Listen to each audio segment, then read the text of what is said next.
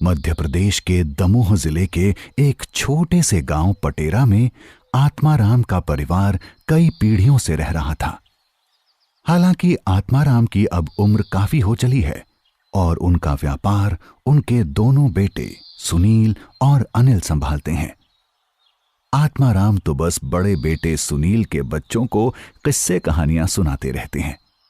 इन्हीं किस्से कहानियों में अक्सर उनके आंगन में लगे पीपल के एक बड़े पेड़ का भी जिक्र हो जाया करता है। जैसे कि एक बार पूरे गांव में बड़ा भयंकर तूफान आया। कई पेड़ तो जड़ से उखड़ गए, मगर इस पीपल के पेड़ का एक पत्ता तक नहीं गिरा। चबूतरे पर ऐसे ही कहानी सुनाते सुनाते आत्माराम की सांसें थम गईं। वक्त बीतता गया। सुनील ने व्यापार में कुछ तरक्की की और ऐसे ही एक दिन सुनील के साथ छोटे भाई अनिल और बाकी परिवार का मन एक कार खरीदने का हो गया। बस फिर क्या था, दूसरे दिन एक बड़ी सी कार घर में आ गई। कार के साथ एक नई समस्या भी आ गई थी। बीच में पीपल का पेड़ आता था, इसलिए कार आंगन में आ नहीं पाती थी और घर के बाहर रास्ते में खड़ी करने पर गली और ज्यादा संकरी हो जाती थी, जिससे आते जाते लोगों को तकलीफ होती थी। इसकी वजह से कई बार सुनील का छोटा मोटा झगड़ा राहगीरों से हो जाता था। लेकिन एक दिन गली से एक ट्रैक्टर निकल रहा था और कार को बचाने की काफी कोशिशों के बावजूद भी वो ट्रैक्टर सुनील की कार से साइड से टकरा गया और सुनील की नई कार साइड से बुरी तरह से रगड़ गई। बात छोटी मोटी बहस से शुरू हुई थी और झगड़ा बढ़ते बढ़ते थाने तक पहुंच गया। इसके बाद सुनील ने मन ही मन फैसला कर लिया कि अब मैं पीपल का पेड़ ही कटवा दूंगा ताकि आंगन में सुरक्षित रूप से कार पार्क हो सके। हालांकि सुनील के फैसले का घर में सभी ने विरोध किया, लेकिन सुनील की मनमानी के आगे किसी की एक न चली और आखिरकार बूढ़े पीपल के पेड़ पर दनादन कुल्हाड़ी के वार शुरू हो गए। पड़ोस में रहने वाले बुजुर्ग जीवनलाल जी, जिन्हें सुनील चाचा कहा करता था, वो कहने लगे, बेटा सुनील, इस पीपल के पेड़ को मत कटवाओ। मेरे दादा परदादा भी इस पेड़ की कहानियां सुनाया करते थे। मगर सुनील ने उनका कहना नहीं माना और धीरे धीरे पीपल का पेड़ पूरी तरह से कट छट गया। जिस जगह पर पीपल का पेड़ लगा था, अब उस जगह पर सीमेंट से जमीन पक्की करवाकर और एक शेड लगवाकर सुनील ने कार पार्किंग बनवा दी थी। इस घटना के बाद सुनील को अचानक चलते व्यापार में घाटा होने लगा। हालांकि उसने सोचा फायदा नुकसान तो व्यापार में लगा ही रहता है, फिर भी वह तनावग्रस्त रहने लगा। एक दिन जब सब सो रहे थे, रात के सन्नाटे में कुछ अजीब सी आवाज आंगन से आने लगी। उसने ध्यान से सुनने की कोशिश की तो महसूस हुआ जैसे कुल्हाड़ी के वार की आवाज हो और साथ में किसी के रोने की आवाज भी। उसने दरवाजे खोले तो आवाजें तो गायब थीं, मगर उसे ऐसा लगा जैसे पीपल के पेड़ पर कोई बहुत बड़े आकार का काला सा व्यक्ति बैठ के हवा में अपने हाथ पैर हिला रहा हो। एक पल के लिए तो सुनील डर के मारे कांप गया। फिर उसे लगा कि वो शायद उसका वहम है।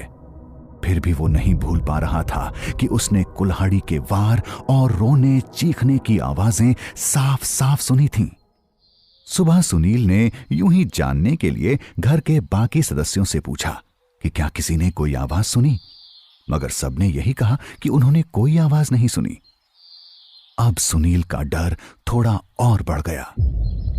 कुछ देर बाद वो दुकान पर चला गया और ये बात भी उसके लिए रात गई बात गई जैसी हो गई। इस घटना के 3 दिन बाद सुबह सुबह सबको आंगन में पीपल के सूखे पत्ते दिखे।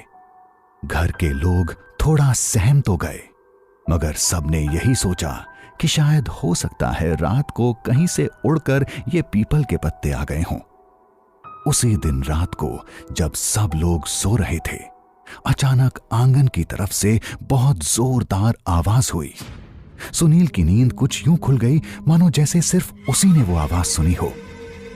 उसने दरवाजे खोले तो देखा सामने कार गैराज के शेड पर पीपल का पेड़ गिरा हुआ था और उस पर वही बड़ा सा काला साया बैठा हुआ नजर आ रहा था।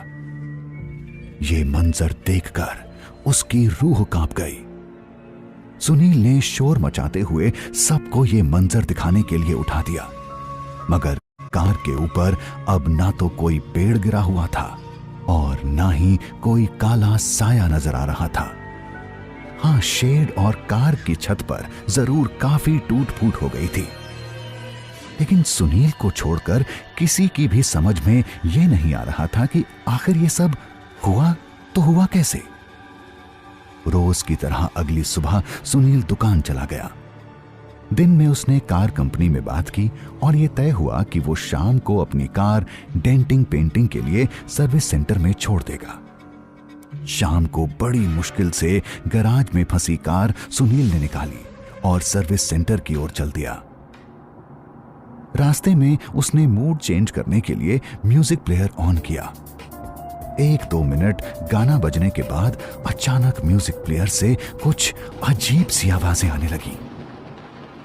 तुमने पीपल का पेड़ नहीं काटा, मेरा घर उजाड़ दिया है।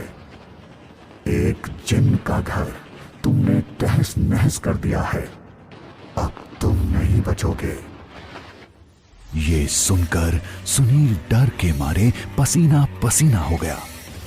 इसके बाद अचानक कार के बोनट पर पीपल के पेड़ वाला वही काला सा साया नजर आया।